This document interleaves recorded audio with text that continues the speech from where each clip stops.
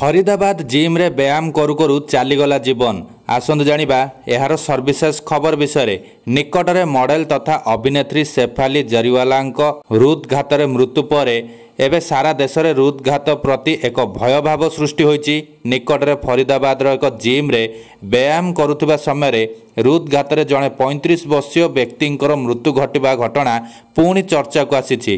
पंकज नामक व्यक्ति मंगलवार सकाळे जिम रे ट्राइसेप एक्सटेंशन रे व्यायाम करुवा बेले पड़ी जाइथिले। तापरे तांको जीवन चली जाइथिबा जानिबाकू मिलिछि।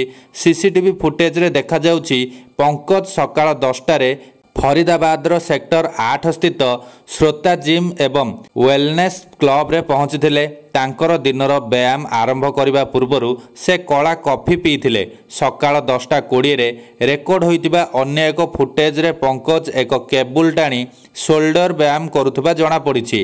किछि मिनिट पर से ट्राइसेप्स एक्सटेंशन करने को चली जाइथिले। एथिरे प्राय 2 मिनिट पर से तळे पड़ी जाइथिबा देखा देइछि। शब्द शुणी जणे साथी जिम सदस्य तांको निकटकू जाई देखंती तो से सेठारे पड़ी जाइछंती। अनेक लोक रुंड होई तांको मुहरे पानी छिंचा छिंची कले। निकटस्थ एक घरे हॉस्पिटल रु डका जाइथिबा डाक्टरंकर एक दल पंकज को मृत घोषणा करिसंती।